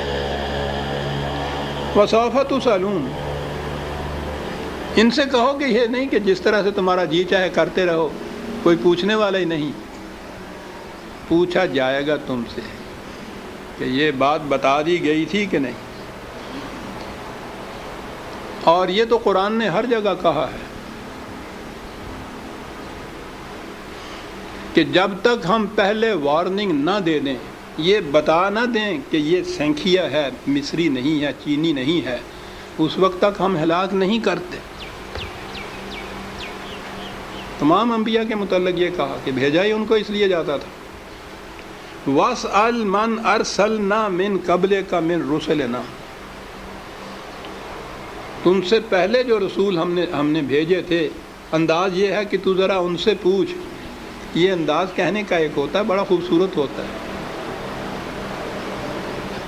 پوچھ اس سے کہ مقبول ہے فطرت کی گواہی. تو پوچھنے کے معنی یہ نہیں ہوتے کہ جا کے کھڑا ہو کے باتیں کر اس سے. مطلب یہ ہے کہ یہ چیزیں اس کی شہادت دیں گی اگر تم تحقیق کرو گے تو، غور کرو گے تو. جتنے انبیاء پہلے بھیجے گئے تھے ان کی تعلیم جو تھی اس پہ غور کرو، جو ہم نے دی تھی تعلیم، وہ نہیں جو ان کے نام لیوا ان کی طرف منسوب کر کے پیش کر رہے ہیں. دنیا کے تمام مذاہب عزیزان من، قرآن کہتا ہے کہ ان کے رسول خدا کی طرف سے صحیح دین لائے تھے. اب ان کے بعد ان کے نام لیوا، ان کی امت، وہ جو اپنے آپ کو منسوب کرتے ہیں، اپنے مذہب کو منسوب کرتے ہیں ان کی طرف، وہ اس کتاب کی پیروی نہیں کرتے جو اس کے نبی نے دی تھی. وہ پیروی تو اپنے ارباب احبار و رہبان کی، اپنے اسلاف کی، ان کی کرتے ہیں، منسوب کر دیتے ہیں ان کو ان رسولوں کی طرف، اپنے بانیان مذہب کی طرف، کہ یہ ان کا کہا ہوا ہے، یہ ان کا کہا ہوا نہیں ہے. بین ہی ہم یہی کر رہے ہیں عزیزان من. ان سے بھی زیادہ مجرم ہیں.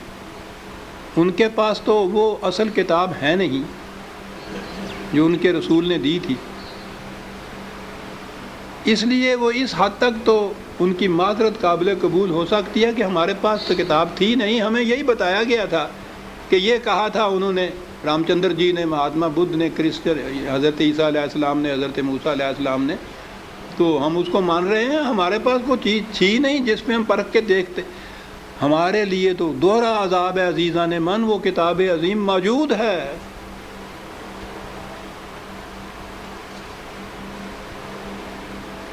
لیکن وہ کاہے کے لیے رکھی ہوئی ہے؟ ایک ایک لفظ سے 30 نیکیاں حاصل کرنے کے لیے، الفاظ دہرانے کے لیے رٹے ہوئے، بغیر مطلب کے، بغیر مانے جانے ہوئے الفاظ دہراتے جاؤ. عزیزان من، قرآن کریم نے پہلی ہی شروع میں ذالک الکتاب کہا تھا. اس کو کتاب، دنیا کی کوئی کتاب ایسی ہے کہ جس کی زبان آپ نہ جانتے ہوں اور کتاب پڑھتے چلے جاتے ہیں؟ کوئی کتاب آپ بتا دیجیے. زبان نہ جاننا تو ایک طرف، فرض کرو زبان جانتے بھی ہوں اور وہ کتاب کی زبان ذرا مشکل ہو تو آپ ایک آدھ صفحہ پڑھ کے کہہ دیتے ہیں کہ نہیں صاحب میری سمجھ میں نہیں آتی. آپ کتاب پڑھتے ہیں تاکہ سمجھ لیں اس کو. خدا نے بار بار کہا ہے کہ ہم نے اس کو لسان عربی مبین میں واضح طور پر اس کو بیان کیا، لعلکم تعقلون، تاکہ تم سمجھ سکو. کتاب کو اگر سمجھ کے پڑھ لیا جاتا عزیزان من تو نہ ملوکیت باقی رہتی، نہ سرمایہ داری باقی رہتی، نہ مذہبی پیشوائیت باقی رہتی. سازش یہ کی گئی کہ سمجھنے کی بات یہ ہے نہیں، بغیر سمجھنے کے، بغیر مفہوم جاننے کے ان کے الفاظ کا دہرا دینا جو ہے اس سے نیکیاں مل جاتی. ایسا چکر دیا کہ کتاب کا سمجھنا جو تھا، سمجھنا کتاب کا بےمانی ہو گیا.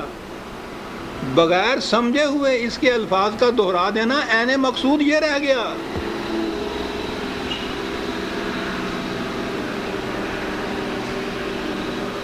اعلیٰ سے اعلیٰ درجے کی کسی طبیب، حکیم کی، فلاسفر کی نسخوں کی کتاب، ہر مرض کا نسخہ جہاں لکھا ہو اس کے اندر، آپ اس کو سمجھے نہیں اس زبان کو اور وہ نسخے زبانی یاد کر لیں اور صبح اٹھ کے ان کو نسخوں کو رٹتے رہیں، شام تک بولتے رہیں.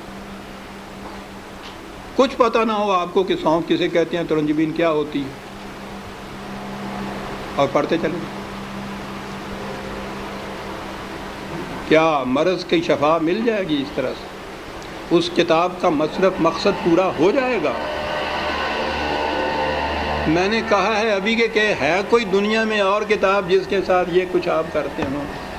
عزیزان من، اس کتاب عظیم نے کیا لیا ہے کہ ہم اس کے ساتھ یہ کرتے جو کسی کتاب کے ساتھ نہیں کرتے؟ یہ سب اس لیے کہ یہ سمجھ میں نہ آ جائے، کہیں ہو نہ جائے آشکارا شرع پیغمبر کہیں.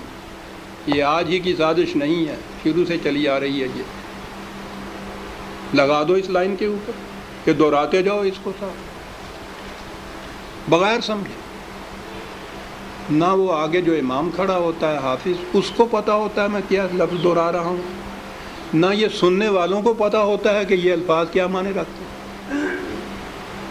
دونوں ہی مطمئن ہوتے ہیں کہ ثواب حاصل ہوتا ہے اس سے. اس کتاب کے ساتھ کیا کی تو ہم میں اور ان میں کیا فرق ہے جن کے پاس وہ کتاب نہیں ہے؟ فرق یہ ہے کہ ہم دوہرے مجرم ہیں. ہے بھی کتاب اور کتاب کو اتنا اس کو پڑھنا تو کہیں گے نہیں پڑھنا، تو پھر بھی وہ ناظرہ پڑھا جاتا ہے جو دہراتے ہیں. ناظرہ پڑھنا بھی تو یہی ہوتا ہے، الفاظ ہی ہوتے ہیں جن کو دہراتے ہیں ہم. یہ کتاب ہدایت تھی، یہ وہ نقشے اس میں دیے ہوئے تھے کہ فلاں دوراہے پہ پہنچو تو دائیں کی طرف مڑ جاؤ تو اس طرف جاؤ گے، بائیں کی طرف کا راستہ اس طرف چلا جائے گا. نہیں سمجھتے اس کو. ہر مرض کی شفا تھی اس میں، دورائے چلے جا رہے ہیں. یہ ایک پورا ریلا حفاظ جسے کہتے ہیں، صرف حفظ کیا ہوا کچھ معنی نہیں جانتے. اسی میں وہ پھر قاری آ جاتے ہیں، حفظ بھی کیا ہے پڑھتے بھی ہیں، پھر قرأت کے ساتھ گا گا کے پڑھا جاتا ہے. اس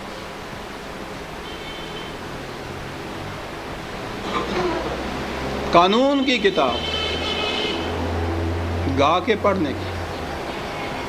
قرآن میں یہ لکھا ہوا ہے کہ چوری کرنے والا اور تو چوری کرنے والی ہو، جرم کے عوض میں اس کے ساتھ یہ سزا اس کو دو. اب اس کو آپ گاتے چلے جائیے قانون کو.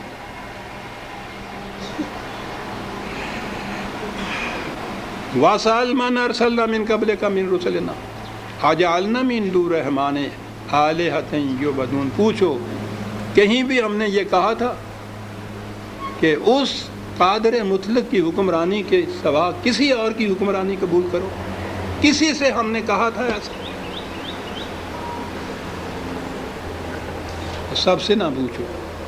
یہ جو سب سے پہلے تمہارے مخاطب یہودی ہیں ان سے پوچھو. وَلَقَدْ أَرْسَلْنَا مُوسَىٰ بِآيَاتِنَا إِلَىٰ فِرْعَوْنَ وَمَلَائِهِ فَقَالَ إِنِّي رَسُولُ رَبِّ الْعَالَمِينَ.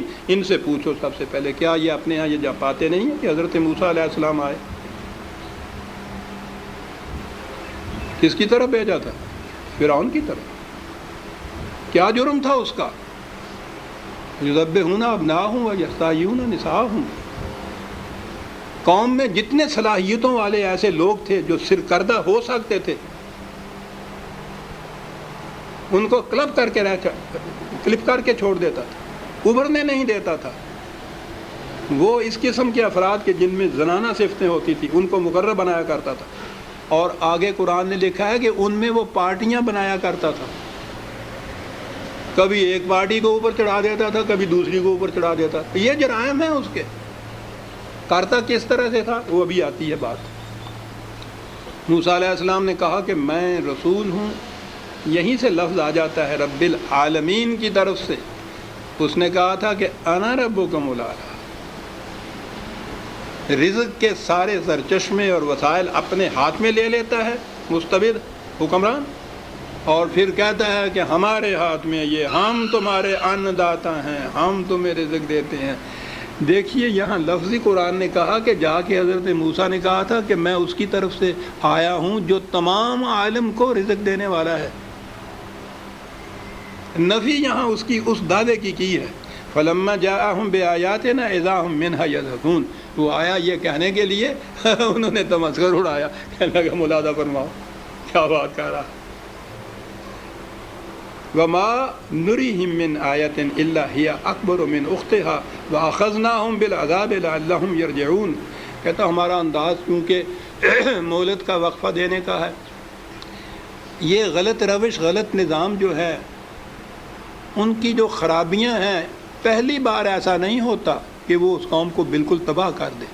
جھٹکے دیتی ہیں وہ تھوڑے تھوڑے کہ اس میں بھی وہ سمجھ لائیں کہ یہ بات بھی غلط تھی جو ہم نے کی. اس سے نہیں بات سمجھتے تو اگلا جھٹکا اس سے زیادہ سخت ہوتا ہے. اس طرح سے ہم یہ کرتے ہیں تاکہ آخری جھٹکا وہ ہوتا ہے اذا زلزلت الارض زلزالہا، وہ زلزلہ آ جاتا ہے، پھر تباہی ہو جاتی ہے. یہ ہے ہمارا انداز، اور یہ بھی انداز رحمت ہے کہ پہلی دفعہ ہی اس طرح سے جھٹکا نہیں دیتا. کہتا ہم یہ کرتے تھے. فقالوا یا ایھا الساحر ادع لنا ربک بما عہد عندک اننا لمہتدون. جب کوئی جھٹکا آتا تو کہتے کہ تو اپنے خدا سے یہ دعا کر کہ ہمیں وہ اس سے نجات دے دے، تو اس کے بعد تم دیکھ لینا اللہ کی قسم ہم کتنے شریف آدمی بن جاتے ہیں، بالکل توبہ کر لیں گے. فلما کشفنا عنہم العذاب اذا ہم ینکثون.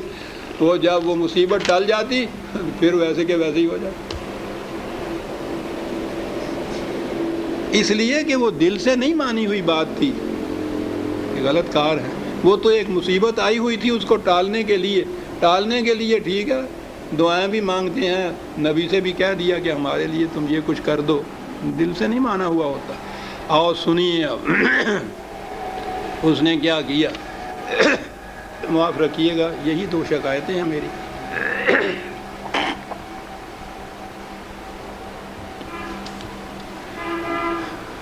نظر آتا ہے کہ قوم بنی اسرائیل اگرچہ ان کی محکوم تھی لیکن بحال حال یہ اپنا کچھ ویٹ اور وزن رکھتی تھی. اور حضرت موسیٰ علیہ السلام نظر آ رہا ہے اس قوم کے اندر فرعون کے سامنے یہ بھی اپنا ایک مقام رکھتے تھے. اس نے جھٹ سے اس کے اوپر ہاتھ نہیں ڈالا ہے، حالانکہ اس کے درباری اس سے کہتے بھی رہے تھے. اس نے کہا کہ نہ یہ نہ کرو، میں جانتا ہوں. کیا کیا اس نے؟ عجیب بات ہے عزیزان مان. اس نے قوم میں پروپیگنڈا شروع کر دیا.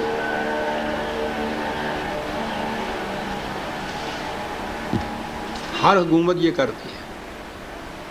پہلے تو وہ اس نے اپنا وہ جلال تھا وہ دکھایا. وَنَادَى فِرْعَوْنُ فِي قَوْمِهِ قَالَ يَا قَوْمِ أَلَيْسَ لِي مُلْكُ مِصْرَ وَهَٰذِهِ الْأَنْهَارُ تَجْرِي مِن تَحْتِي أَفَلَا تُبْصِرُونَ. پہلے تو یہ بات کہ یہ رزق کے سرچشمے، یہ زمینیں اتنی وسیع، یہ اتنی نہریں اور یہ دریا کس کی ملکیت ہیں؟ ہماری ملکیت ہے. دیکھ نہیں رہے ہو تم؟ بڑی چیز یاد رکھو. رزق بند کر دیں گے، ذرا سی بھی تم نے سرتابی کی، ذرا سے بھی اس کی طرف جھکے تم، یہ سب ہمارے قبضے میں ہے. کہا یہ آ گیا ہے میرے مقابل میں. ام انا خیر من ھذا الذی ھو مہین ولا یکاد یبین. کہا ایک طرف میں ہوں کہ جس کے قبضے میں یہ تمام وسائل رزق ہیں، ایک طرف یہ شخص ہے آپ دیکھتے نہیں ہو یہ کہ پھٹے ہوئے کپڑے ہیں، گھسڑی پہنے ہوئے ہیں، عصا ہاتھ میں ہے، پاس کچھ بھی نہیں، نہ مکان ہے نہ زمین ہے، کچھ بھی اس کے پاس نہیں. بہت پست درجے کا انسان ہے. دوسری جگہ تو اس نے یہ بھی ساتھ کہا، درباریوں نے کہا کہ اس کی بات ذرا توجہ سے سنو. کہنے لگے کیا کہہ رہے ہو؟ وَقَوْمُهُمَا لَنَا عَابِدُونَ 23/47. یہ ہماری محکوم قوم کا فرد ہے. اور محکوم قوم کی بات سن لے ایک حاکم قوم، ذلت کا موجب ہے. نہیں سنتا تو اس کی بات ہم کیسے سنیں؟ کہا اگر یہ دعویٰ ہے اس کا میرے مقابل میں آ کر کے یہ مملکت لینی ہے اور یہ حکومت سے اس بنی اسرائیل کو لے جانا ہے، اگر ایسا ہی خدا کی طرف سے یہ ہوتا فَلَوْلَا أُلْقِيَ عَلَيْهِ أَسْوِرَةٌ مِّن ذَهَبٍ أَوْ جَاءَ مَعَهُ الْمَلَائِكَةُ مُقْتَرِنِينَ. خدا کی طرف سے آتا تو یہ ایران کی سلطنت میں یہ ایک چیز تھی جو نورتن ان کے ہاں کے، جن کو آپ سمجھیے نا اکبر کے جیسے ہوتے ہیں، جو مقرب ہوتے تھے بادشاہوں کے، سونے کے کنگن ان کو پہنا دیتے تھے، انعام میں دیتے تھے. یہ انگریز تو بنیا تھا، وہ انعام بھی دیتا تھا تو کوئی سونے کا کنگن نہیں دیتا تھا، خان صاحب بنا دیتا تھا، چٹتا پھر بڑا کاریگر تھا صاحب. بہت زور مارا تو میڈل دے دیا ہے.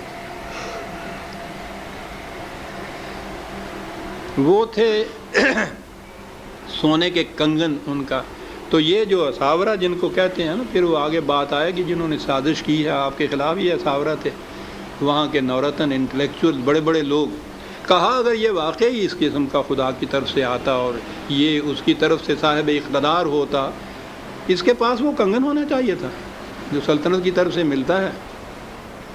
اور اگر یہ کہتا ہے کہ خدا کی طرف سے میں آیا ہوں نبی ہوں تو اس کی جلو میں فرشتے ہونے چاہیے تھے، وہ ہمیں تو نہیں نظر آتا۔ تو دونوں ہی چیزیں ہیں جن سے اس نے یہ کہا کہ حیات حاکمہ جس چیز سے متاثر ہوتی ہے یا تو وہ برابر کا اسی قسم کا ایک صاحب ثروت صاحب قوت کنگن کی نشانی لیے ہوئے آئے، اور اگر وہ مذہب کے نام پہ آتا ہے تو معجزہ دکھائے ملائکہ اس کے جلاؤ میں ہوں۔ دلیل و برہان سے بات سمجھ میں نہیں آتی، اقتدار کی سرمستیاں اس طرف آنے نہیں دیتی۔ وہ یہ چیزیں مانگتا ہے کہ یہ دکھاؤ۔ میں نے کہا تھا کہ اس نے یہ پروپیگنڈا شروع کیا،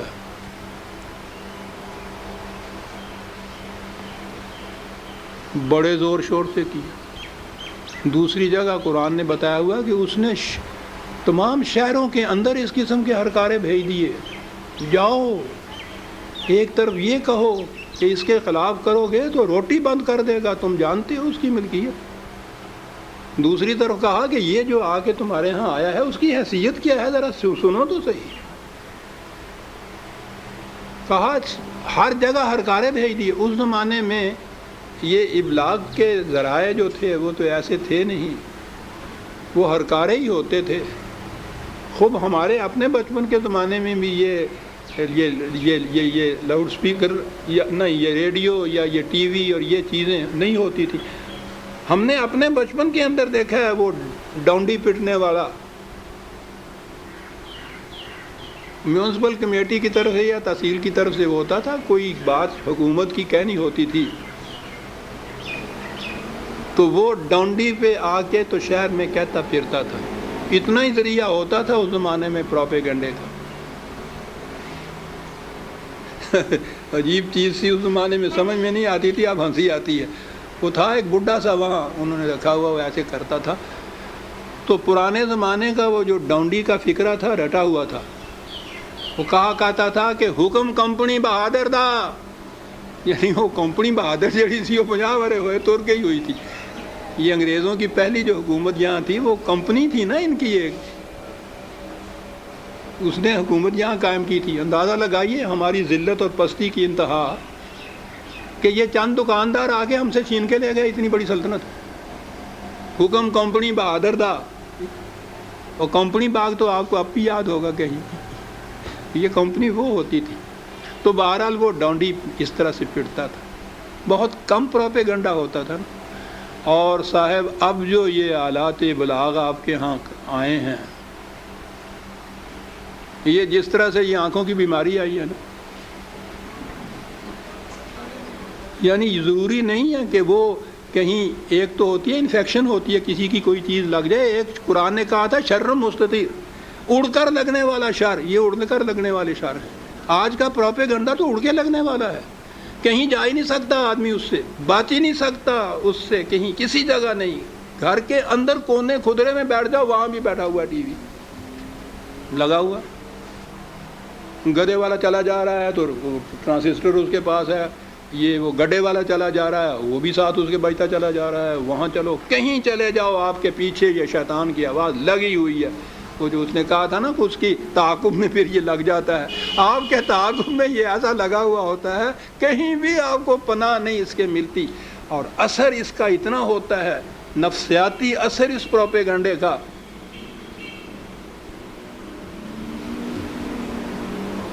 ٹی وی کے اوپر جو اشتہار آتے ہیں نا، اور چیزوں ایک طرف رہیں، لیٹسٹ آپ کو بتاؤں میں، ایک شربت زنجبیل اترا۔ اب ہم جانتے ہیں کہ زنجبیل تو ادرک کو کہتے ہیں، بڑی گرم چیز ہوتی ہے، ہمارے ہاں سردیوں میں دوائی کے طور پہ تھوڑا سا یہ دیا جاتا ہے، گرمی کے موسم میں شربت زنجبیل، اور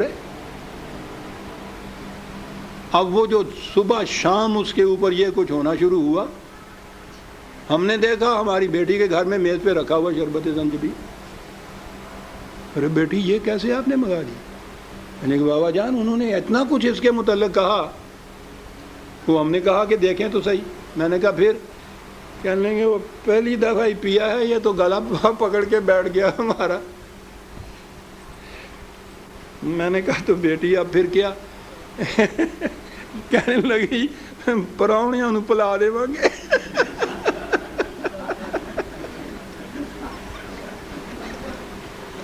یہ پروپیگنڈا یہ کرتا ہے کم وقت. ادرک کا شربت گرمیوں کے موسم میں خرید لیا. بڑی نامراد چیز ہے. نفسیات کے اوپر یہ روز ٹھوکریں مارتا ہے. میں آ رہا ہوں عزیزان من، منٹ ایک ہے اور اسی میں بات ختم ہو جاتی ہے. یہ سارا کچھ کہنے کے بعد قرآن ہے عزیزان من، ایک لفظ ہے فَاسْتَخَفَّ قَوْمَهُ فَأَطَاعُوهُ. اس نے اتنا پروپیگنڈا کیا کہ قوم کی مت مار دی اور وہ اس کی اطاعت پہ لگ گئے. مت مار دیتی. صحیح لفظ ہے یہ فَاسْتَخَفَّ. مادے کے اعتبار سے خفیف تو کہتے ہیں جسمانی طور پہ جو کمزور ہو جائے. عربوں کے ہاں خفاف کہتے ہیں عقل و فکر کے اعتبار سے جو معتاد ہو جائے، مت ماری جائے. اتنا پروپیگنڈا انہیں کیتا قوم دی مت ماری جائے. تو مت ماری جائے قوم دی تو پھر کی ہوندا ہے گا فَأَطَاعُوا. پھر کوئی دقت ہی نہ رہی کہ اس کی اطاعت کرتی چلی جائے. صاحب پروپیگنڈے کے زور کے اوپر اطاعتیں. 1400 سال پہلے کا، جس زمانے میں شاید وہ ڈونڈی بھی نہیں ہوتی تھی، جمع کرنا ہوتا تھا تو ٹھیک ہے، مدینے میں مملکت اپنی تھی، اس کے لیے بھی جمع کرنا ہوتا تھا. الصلاۃ جامعۃ کہنے والا ایک ڈونڈی والا جاتا تھا شہر میں.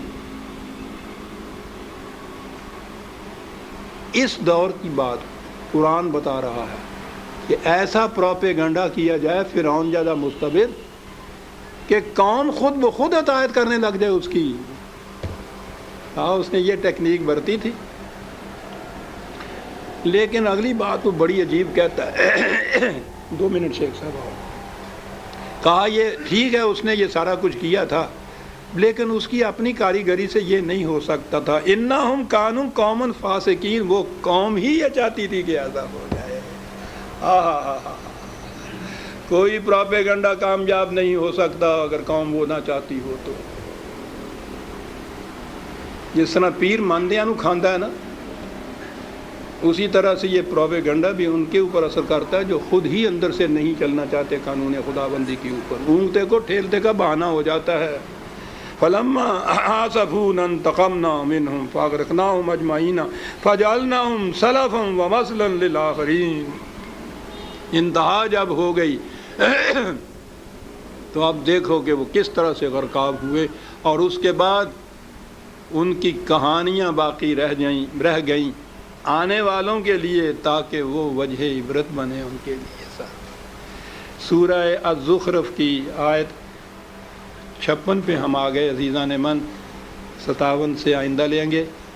یہ رمضان المبارک کا میں نے عرض کیا تھا کہ آخری جمعہ ہے. میری طرف سے آپ احباب کو عید کی مبارک ہو.